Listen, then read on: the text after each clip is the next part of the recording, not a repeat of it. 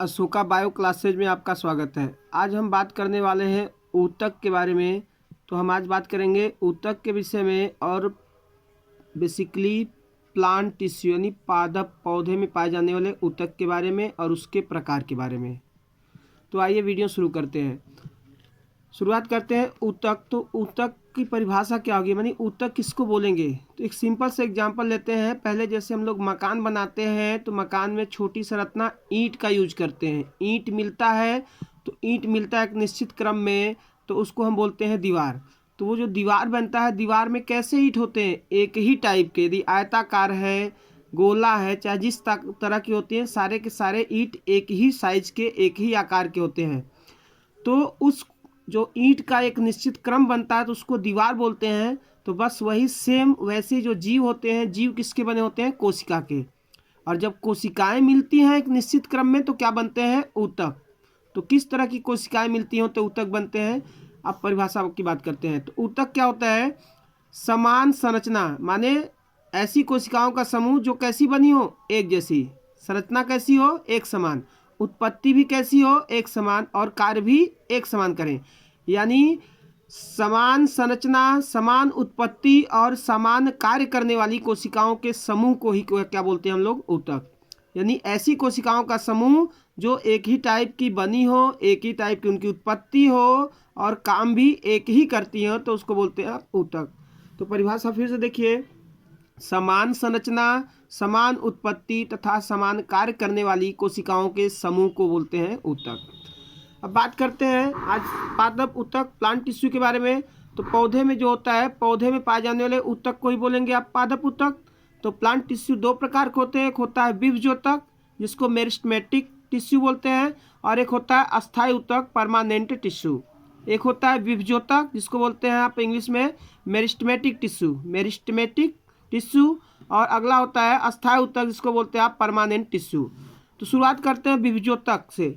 तो विभज्योतक नाम से ही लग रहा है, इसको तोड़ा जाए, विच्छेद किया जाए तो विभाजित होने वाला ऊतक। विभज्योतक का मतलब निकल के आ रहा है कि विभाजित होने वाला ऊतक। तो नाम से ही क्लियर हो रहा है कि इसमें जो भी कोशिकाएं होंगी वो क्या होंगी, हमेशा विभाजित होती होंगी।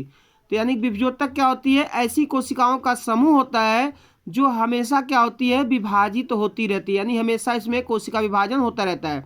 तो जब कोशिका विभाजन होता रहेगा तो एक के बाद एक एक कोशिका नई बनती रहेगी। तो यानी कि वहाँ पे क्या होगी, इस पौधे की लंबाई चौड़ाई मोटाई में वृद्धि होगी। तो सीधी सी बात है कि विभज्योतक ऐसे कोशिका के ऐसे भाग में पाया जाता होगा जो कोशिका का भाग वृद्धि करता होगा। यानी पौधे के वृद्धि करने वाले भाग में ही क्या पाए जाते हैं, आपके विभज्योतक। पौधे के वृद्धि करने वाले भाग में विभज्योतक पाए जाते हैं। विभज्योतक को भी तीन कैटेगरी में बांटे गए हैं, शीर्षस्थ विभज्योतक, पार्श्वी विभज्योतक और अंतर्वेशी विभज्योतक। शीर्षस्थ नाम से लग रहा है शीर्ष। तो जैसे पौधा जो होता है, पौधे में जब बीज बनते हैं तो देखा होगा आप लोगों ने, बीज जब अंकुरित होता है, यानी जमता है, तो इस बीज में जमीन के ऊपर जो जाता है इसको बोलते हैं यहाँ पर क्या, प्रांकुर, जो तना बनाएगा, और नीचे जाता है इसको बोलते हैं मूलांकुर, जो जड़ बनाएगा। तो जड़ का ये शीर्ष भाग हो गया और तना का ये वाला शीर्ष भाग हो गया। तो जड़ और तना का जो शीर्ष भाग है, इस पर जो विभज्योतक पाया जा रहा है उस विभज्योतक को बोलते हैं शीर्षस्थ विभज्योतक। शीर्ष वाले भाग पर पाए जाने वाले विभज्योतक को शीर्षस्थ विभज्योतक कहते हैं। और इस विभज्योतक के कारण क्या होगा कि पौधे की लंबाई में वृद्धि होगी। ये ऊपर की तरफ बढ़ रहा है, ये नीचे की ओर, तो पौधे की लंबाई में वृद्धि होगी। दूसरा है पार्श्वीय विभज्योतक। पार्श्वी विभज्योतक, पार्श्व मीन्स बगल में। तो ये जो विभज्योतक आगे बढ़ती हुई चली जा रही है, तो इसमें से कुछ विभज्योतक जो होती है इन अस्थायी ऊतकों के बीच में छूट जाते हैं। इन अस्थायी ऊतकों के बीच में छूट जाते हैं, यहीं से कक्षस्थ कलियां बनती हैं, और कक्षस्थ कलियां बनती हैं जिससे शाखाओं का विकास होता है। और पौधे की मोटाई में भी वृद्धि किसके कारण होती है, पार्श्वीय विभज्योतक के। पार्श्व मीन्स बगल में होता है, तो बगल में जो निकल रही है, तो पौधे की मोटाई में और शाखाओं के विकास में पार्श्वीय विभज्योतक काम करता है। अंतर्वेशी विभज्योतक, ये विभज्योतक घास वाली प्रजाति में पाई जाती है। जैसे घासों को देखा होगा, पशु चर जाते हैं या हम लोग कटाई उटाई कर लेते हैं घास की, तो फिर से वो नया घास वहाँ से शाखाएं देकर अंकुरित होने लगता है। तो कहने का मतलब वो जो घास होती है, तो घास जैसे अस्थायी ऊतक हो गया, ये सपोज घास हो गया, तो ये अस्थायी ऊतक हो गए। तो इसी अस्थायी ऊतक के बीच में जगह जगह क्या होते हैं, ये विभजोतक छूटे होते हैं। तो यही विभजोतक क्या होते हैं, बाद में शाखा देके नए पौधे का या घास का निर्माण करते हैं। तो घासों में पुनर्जीवन, पुनः जीवित करने का काम जो करता है वो अंतर्वेशी विभजोतक होता है। तो शीर्षस्थ विभजोतक के कारण पौधे की लंबाई में वृद्धि, पार्श्वी विभजोतक के कारण मोटाई और शाखाओं का, नए नए शाखाओं का निर्माण होता है, कलियों का निर्माण होता है। अंतर्वेशी के कारण घास वाली प्रजातियों में नई शाखाओं का विकास होता है। तो ये तो हुआ हमारा विभजोतक। दूसरा आपका है अस्थायी ऊतक।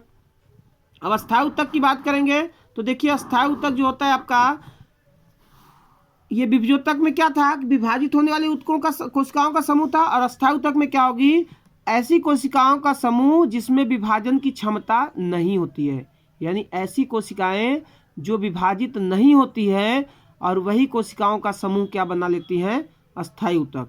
तो अस्थायी ऊतक ऐसे ऊतक होते हैं जिसकी कोशिकाएं विभाजित नहीं होती हैं। अब अस्थायी ऊतक को दो भाग में बांटा गया है, सरल अस्थायी ऊतक और जटिल अस्थायी ऊतक। सरल अस्थायी ऊतक और जटिल अस्थायी ऊतक।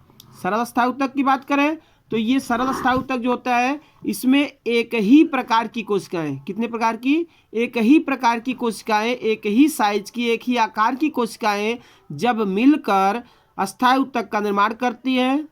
कैसी, एक ही प्रकार की कोशिकाएं जब मिलकर अस्थायी ऊतक का निर्माण करती है तो इस तरह बनने वाले ऊतक को बोलते हैं सरल अस्थायी ऊतक।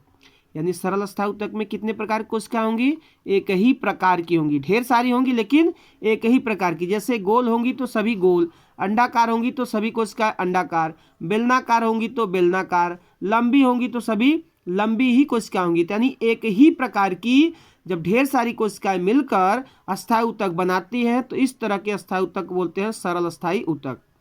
ये तीन प्रकार का होता है, मृदु ऊतक, जिसको इंग्लिश बोलते हैं पैरेनकाइमा, दूसरा है स्थूल कोणोतक जिसको बोलते हैं कोलेनकाइमा, और तीसरा है दृढ़ोतक जिसको बोलते हैं स्क्लेरेनकाइमा।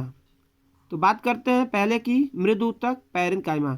तो मृदु ऊतक जो होता है पैरेनकाइमा, इसकी बात करें तो मृदु ऊतक जो होता है ये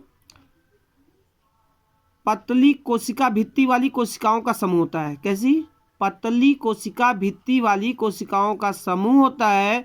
और इसकी कोशिका भित्ति किसकी बनी होंगी, पौधे की कोशिका भित्ति किसकी बनी होती है, सेलुलोज की। तो ये भी किसकी बनी होगी, सेलुलोज की। तो पतली कोशिका भित्ति वाली कोशिकाएं होती हैं और ये कोशिका भित्ति इनकी सेलुलोज की बनी होती है। ये गोल, अंडाकार, बेलनाकार, बहुकोणीय या लंबी किसी भी प्रकार की कोशिकाओं का समूह हो सकती हैं। क्लियर।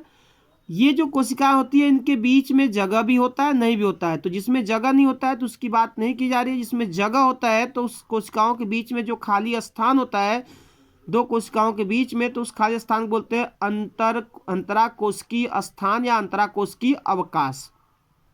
तो उन कोशिकाओं के बीच में जब जगह होता है तो उसी कोशिकाओं के बीच में ये मृदु ऊतक क्या करती है, अपना भोजन संचित करती है। यानी भोजन के रूप में जैसे क्या हो गया कि जैसे इसमें जो संचित पदार्थ होते हैं, भोज्य पदार्थ, वो सब अपने अंदर यहाँ पे कोशिकाओं के बीच में रखने का काम करती है। क्लियर।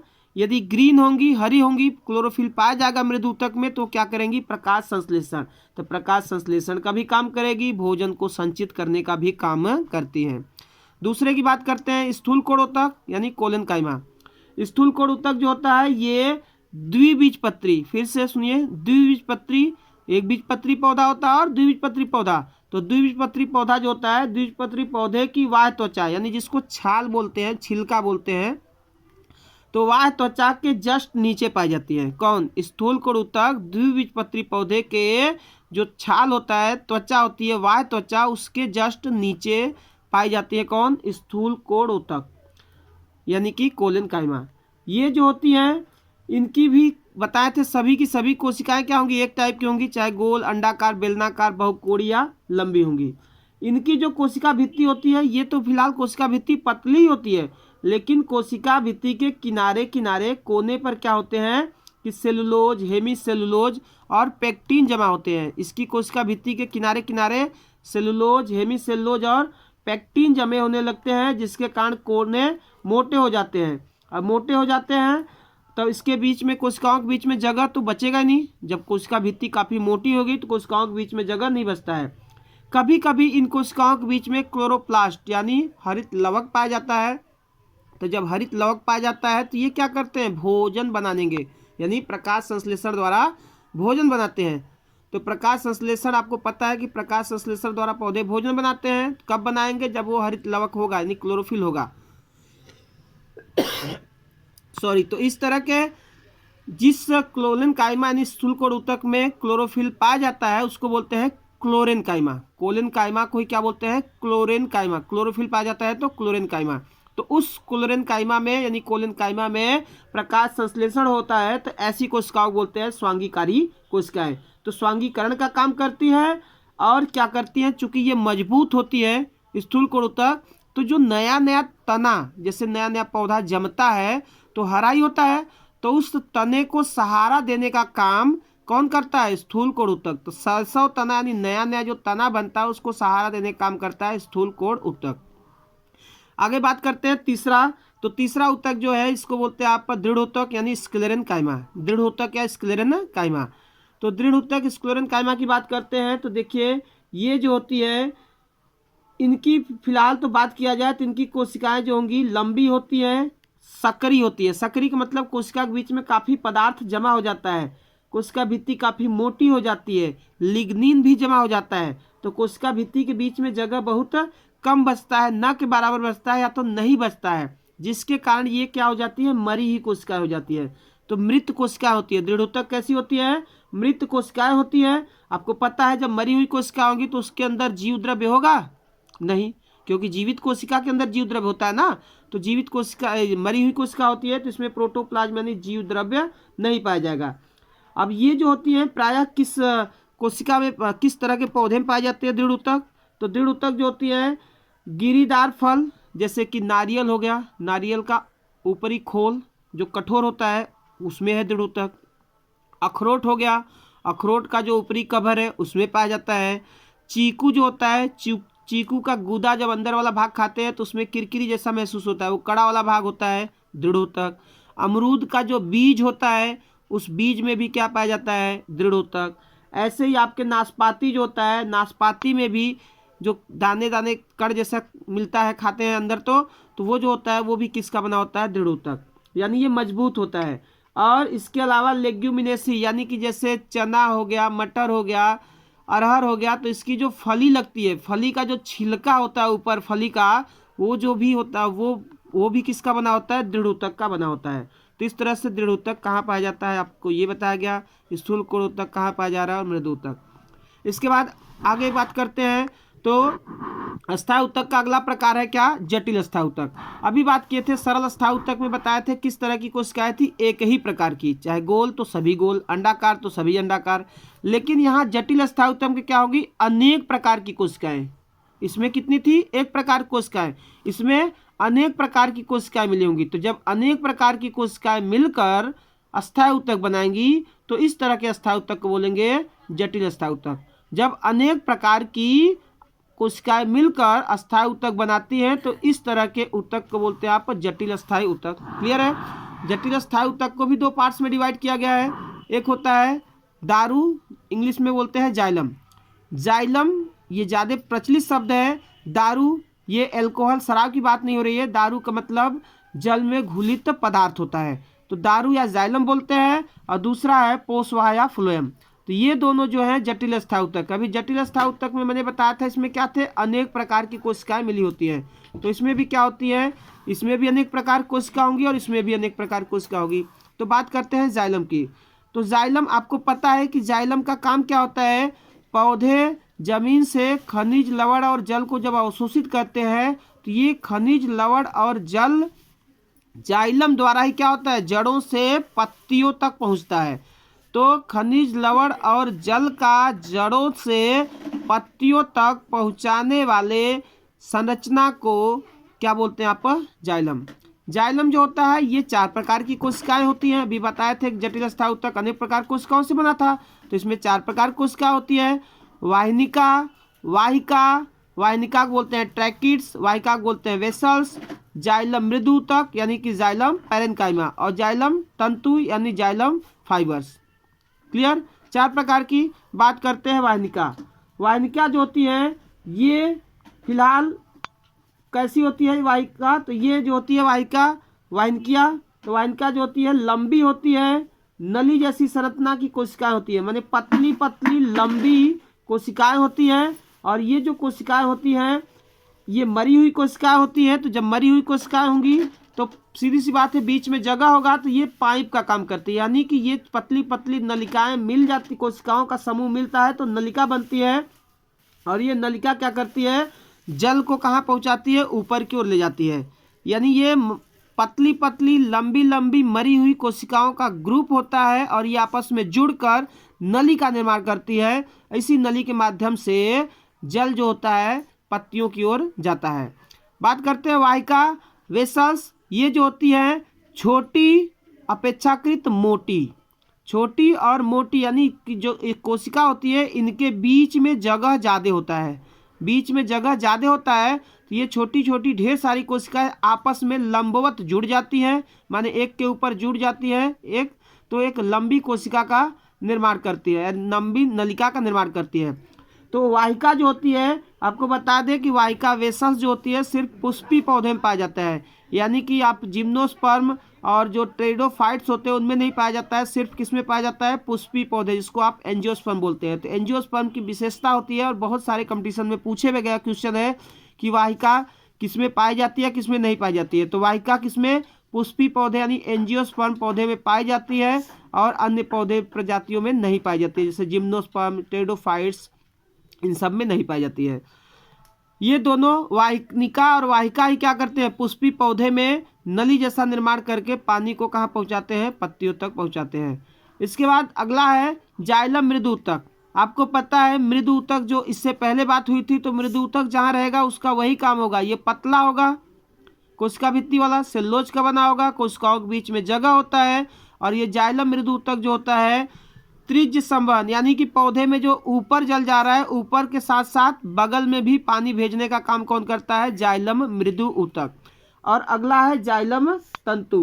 तो जाइलम तंतु जो होता है ये जो होता है मोटी भित्ति वाली होती है, इनके बीच में गुहा नहीं होती है, यानी कि ये नली जैसा काम नहीं करते हैं। तो जब नली जैसा काम नहीं करेंगे तो पानी का सप्लाई कर सकते हैं खनिज और जल का, नहीं, तो ये खनिज लवण और जल के परिवहन में योगदान नहीं करते हैं, ये कठोर होते हैं और इसको सहारा देने का काम करते हैं। तो इस तरह से जाइलम क्या करता है, ये वाहिका और वाहिनिकाएं नली का काम करती हैं और ये क्या करती हैं, जमीन से खनिज लवण और जल को पत्तियों तक ले जाने का काम करते हैं। अगले बात करते हैं फ्लोएम यानी पोषवा, फ्लोएम और पोषवा।